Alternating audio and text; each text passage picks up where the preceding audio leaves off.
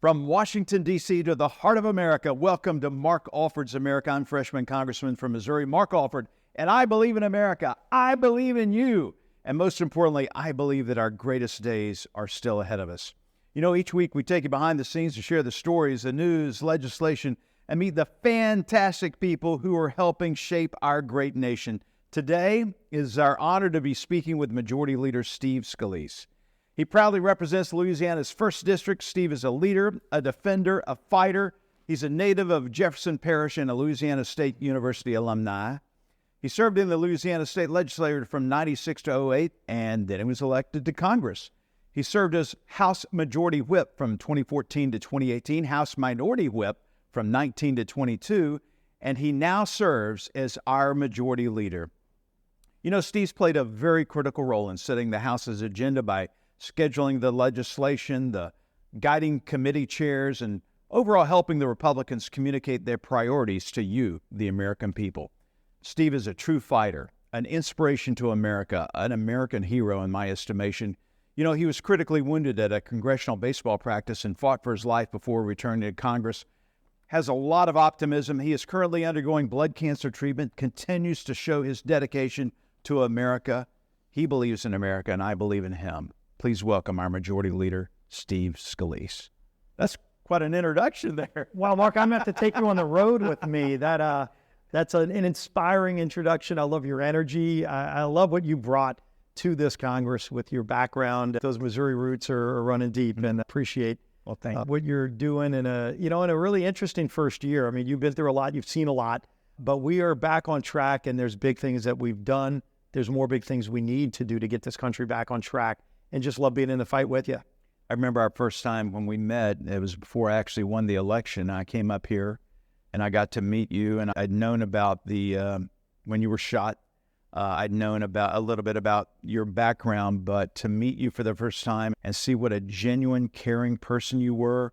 I don't know if you remember that, but you took me into your office, and you looked up outside the window up to the dome and the Freedom statue up there, and you said, "This is what makes it all worth it." Yeah, and I think what I also told you is when you look at that, I still get goosebumps, and I came here in 2008, love this country, have a passion for what we need to do to get it back on track. But when you look up at the Statue of Freedom and everything it represents, it's not just something that we as Americans look to. People all around the world, anybody who yearns for freedom, there's no Russian dream, there's not a French dream, there's an American dream. And the American dream still burns in people all throughout the world, and people, our allies root for us. Our allies want America to be strong. Our enemies want us to be weak. And when they sense weakness, we see what's happening in the world. When that weakness is there, we need to be standing with our allies like Israel, and we are. We got back on track with a new speaker, but we immediately, our first piece of legislation was to pass a bill overwhelmingly to stand with Israel in their defense of their battle in this war. And it's a vicious war. But as the only elected democracy in the Middle East, it's critical that we support them. We're going to be bringing other legislation in the weeks ahead to continue to not only stand up for Israel, but to stand up against the bad actors. Iran uses oil money. Iran is able to sell their oil on world markets to fund Hamas and other terrorist organizations. We're going to pass legislation to sanction Iranian oil sales internationally. We should be making our own energy here. By the way, H.R. 1, the American energy, we actually passed strong legislation to produce more energy to lower costs for families in America. We can make energy cleaner than anywhere else in the world. Why on God's earth are we making it harder to make energy in America while the president makes it easier for countries like Russia to sell their oil, Iran to sell their oil, when you know what they're doing with the money? They're using that money. Russia's using the money to invade Ukraine. Iran's using the money to fund Hamas, terrorist organizations that are killing Jews and Americans and others in Israel. These are the things that we need to be fighting for, and that's what the kind of bills that we're going to be bringing in the weeks ahead. Why did Joe Biden do that? Why did he target the fossil fuel industry and end up putting the crosshairs on the backs of the American people, the farmers from our district, who can't afford the fuel and the seed and the fertilizer to grow the crops that we need to feed the world? Yeah, bad energy policy affects everything. Why is inflation so high? Spending in Washington and bad energy policy coming out of Washington.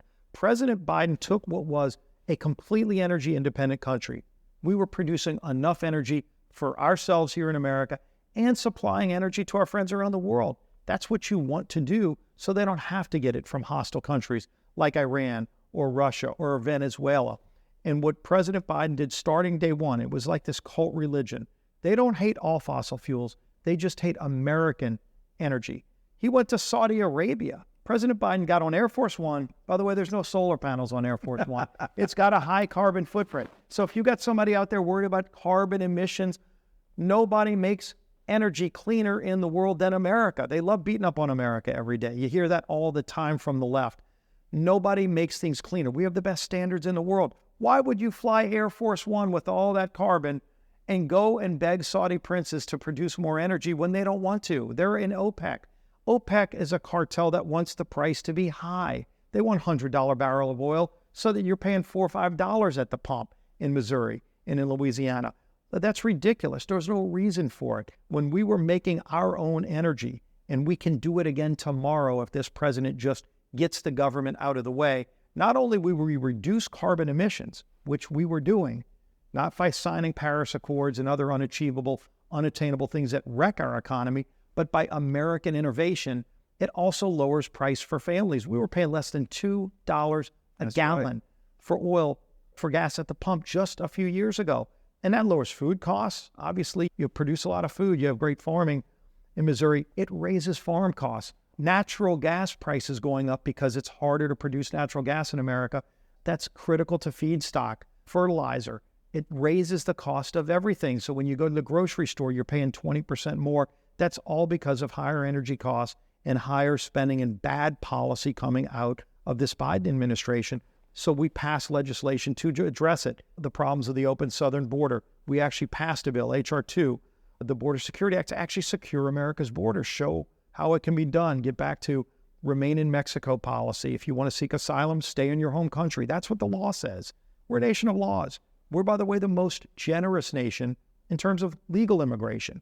We let more people into our country legally than anybody else in the world, yet 7 million people have come in illegally.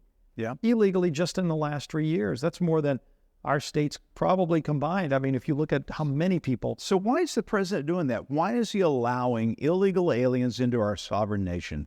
It's a really good question because he's never answered it. He just ignores it. He says, oh, no, don't worry, the border's secure. He gets his Homeland Security Secretary Mayorkas, who's a national disgrace, to go to committees and say the border is secure. It's a lie. Everybody in America knows it. It's not a partisan issue, by the way. Democrat mayors, go look at the mayor of New York. Yeah. He's screaming from the rooftop saying this is ruining the city of New York. And he's not alone. A lot of other mayors. The mayor of Dallas just switched parties from Democrat to Republican, citing crime, this turn by the left, this far left radical turn of extremism where they really don't even believe in rule of law. And so if you don't believe in laws, defund the police is what they support. Marginalizing cops in our communities is what they support. We stand with our men and women in law enforcement, in uniform, but we also stand for rule of law. And that means if you want to come to America, do it the legal way that everybody else does. But this idea that you just ignore the laws, why is he doing it? It's an important question. He won't answer that question. But we've laid out how you can fix this problem. Everyone in America knows it's a crisis. The human trafficking that's going with it, the horrible, horrific actions. The drug cartels in Mexico have operational control of America's southern border, and they're using it to bring drugs like fentanyl into our country and kill our young people. 150 young people a day are dying from the illegal drugs coming over, and it touches every community in America. I talk to coroners in my communities in Louisiana, and they say the largest killers of young people, high school kids, are these illegal drugs. Somebody thinks they're buying a Xanax, and next thing you know, it's laced with fentanyl, and the kid just doesn't wake up. And it wasn't because he committed suicide. It's because China's making the drugs. They're selling it through the open southern border because the drug cartels are controlling our border. This is a national disgrace. It's got to change. We have planted a flag and said we are going to focus on border security, get spending under control, get policies that work for families who are sick and tired of this madness.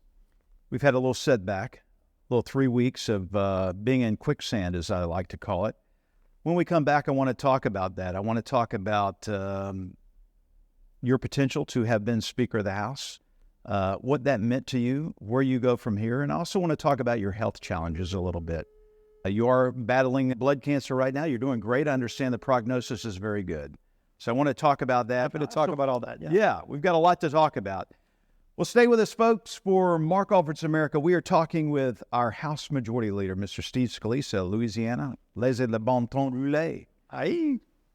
We'll be right back after this. You're listening to Mark Alford's America. Stay with us. Welcome back, everyone, to Mark Alford's America, where we give you a behind-the-scenes look each week at Washington and let you meet some of the people helping shape our great nation. Some of them are actually friends of mine, and I consider our Majority Leader, Steve Scalise, one of those. Steve, thank you so much. I should say Majority Leader. I'm sorry. Works too. That's fine. Take me back to the baseball practice. I know you've talked about this probably more than you want to, but you were almost killed that day when a madman hunted down Republicans. Yeah, it was a surreal moment because we're practicing. It was the day before the big game, and it's a great tradition. Every year, the Republicans play the Democrats. Goes back almost 100 years. And it's a charity game. We get to play in the Major League ballpark. The Washington Nationals let us use our park.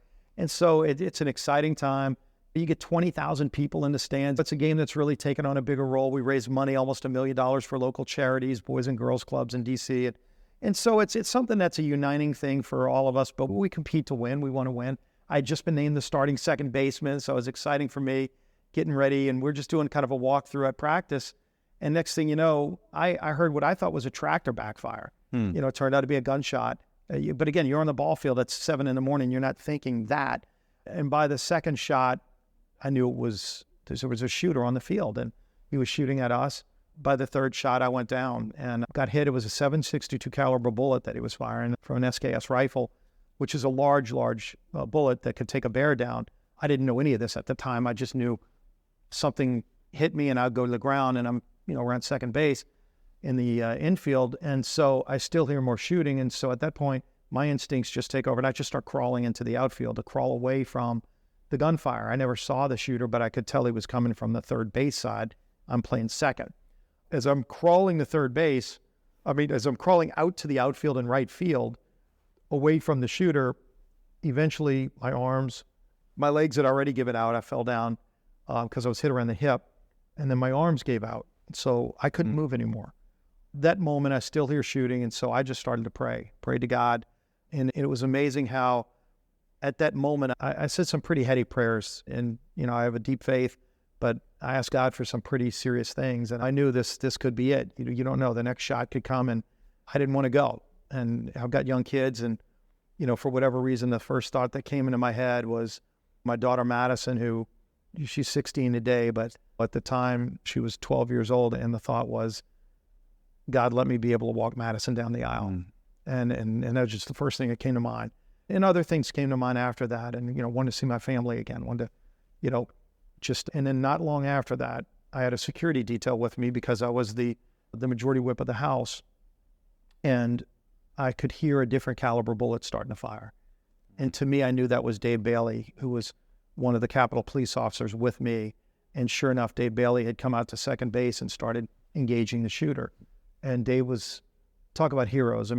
God performed miracles that day. And I saw miracles. I documented them. You can explain one or two or three things. By the fourth thing, you're just looking at that going, there's no way you can explain that all of these things happen. If I said this shooter was going to come out, element of surprise, wanted to kill all of us. Not just me. There was over a dozen members of Congress, and he wanted to execute all of us that day for our political beliefs. And if at the end of the day you would say everybody would be alive except the shooter, nobody would take that bet. And yet that's what happened. Because God was on that ball field, and heroes, real heroes, like Dave Bailey and Crystal Griner with Capitol Police, both got shot during the shootout and kept going after the shooter until they took him down. People like Brad Wenstrup, our colleague from Ohio, who not only is a congressman from Ohio, but he was a combat surgeon, served in Afghanistan, Iraq, and he had treated people in combat in the battlefield. And so he normally would have left early that day for whatever reason. He can't explain why. Again, miracles. He stayed late that day to take in some extra batting practice. If he wasn't there, I would have never made it to the hospital, because he knew from injuries he saw in combat, he knew what was wrong with me, and he knew that I was about to bleed out. He put a tourniquet on me and got me to the hospital, and I had a 0 blood pressure. My trauma surgeon said it wasn't minutes. I had maybe a minute left, and I would not have made it if Brad wouldn't have put that tourniquet on me to just hold me together to allow me to get to the hospital alive. Now you're facing another health challenge. You were diagnosed with a blood cancer, multiple myeloma, correct? That's correct. You've got a great prognosis, I understand. How do you handle that in your psyche, though? Because you've been through this assassination attempt and now something that could threaten your life. How do you deal with that? I was having some real health issues. I didn't know what it was. And so my system was shutting down. They told me to get to the hospital. And then within 2 days, they had diagnosed me. And when the doctor walks in and says you have cancer, you don't almost hear anything that comes after that. But once they told me what kind, I didn't even know what myeloma was at the time. But the good news was there are real treatments for it. And so by that third day, they said, look, there's some chemotherapy that we want to put you on. It's aggressive, but it's proven and it's very successful for what you have. And I said, let's go aggressive. I'd been through worse. I mean, looking back, I was in the hospital 3.5 months after the shooting, and they didn't know many times if I was going to make it out alive. So I and my family, and we had to go through some real tough decisions during those periods, but I made it out, and God took care of me. My faith is what I relied on here. My wife and I, we had to tell the kids, and that was tough. But, the kids are tough as well, and we put it in God's hands, and God presented us with some options, and one of these options was very proven chemotherapies, and I got on them quickly. And look, with anybody that has any kind of health issues, early detection, especially with cancer, saves lives, any kind of cancer you get. And there's so many more treatments today than there were just years ago. And so I'm blessed that there were treatments available that you can live a long life, and they caught it early. We're being very aggressive in the treatment. They tell me I only have a month left of treatment to go. I'm in my third month, just started my third month of treatment. And at the end of this month, they think that I don't need any more treatment because we'll have killed the cancer. So God has been good to me, and we listen to our doctors. They present us with some good options. And if something is wrong with you, go get treated, go see your doctor. If they detect cancer early, there's a lot more options. You can live a long and healthy life. We just have a few minutes left. How did all this play into your candidacy for speaker and not getting that? I'm sure that was a disappointment for you, but when you consider what you've been through and that God has put you here for a purpose and continues to have you here for a purpose, how does that all play in together? Yeah, and again, it's always so helpful to lean on faith. I do believe God has a plan for all of us. And, I came close to being speaker. I was the nominee, which is an honor. My colleagues nominated me for speaker. I was a former whip, so you have to count the votes, and we came close but didn't quite get to 218, which is the number you need. We looked at it objectively and said, you know what, we left it all out on the field. I've had a lot of meetings, one-on-one meetings, group meetings. If the numbers aren't there, you got to recognize that and say, okay, this isn't my time, but I'm still the majority leader of the House. And so we pulled back. Ultimately, Mike Johnson got elected. I've known Mike for almost 20 years. He's a wonderful conservative leader, and he's doing a great job. And we have tough decisions to make. But in this job as majority leader, I still have a lot of responsibilities and am enjoying this role of helping us put an agenda together to confront the problems that we're facing. And we're going to stay busy at the job we have. And it's an important job, get to work with some great people like you. And thank you. Looking forward to it. Given where we are in America with a minute left, where do you see us going as a country? I mean, we have a presidential election coming up next year. There's so much turmoil and angst and division in our nation. Where do we go from there? We're a divided nation. And perspective is important here. I have an office downstairs that's part of the majority leader office suite that Abraham Lincoln actually used to spend time in. I renamed it the Lincoln Room. And I spend time down there because it's a good place to reflect on not only where we are today, but think about what Lincoln had to face. He was a House member from 1847 to 1849, pre-Civil War, pre-presidency, but he was thinking about abolition back then. And slavery ultimately was the original sin of the Constitution that our founders knew had to be resolved by somebody. Lincoln picked up that mantle. We were a divided nation even more back then. And he held the republic together. He gave his life for that fight. But ultimately, we came out a stronger union. And we addressed a problem that had to be confronted. We are confronting different problems today. They aren't as serious as those issues, but they're serious today. Our debt, confronting China, confronting other problems. But I think you're seeing the House Republicans go through a period where we said, let's spend 3.5 weeks to figure out how we can fix what's broken, not just with the Republican conference, but with Washington. Washington is broken and needs to get focused again on the bigger problems.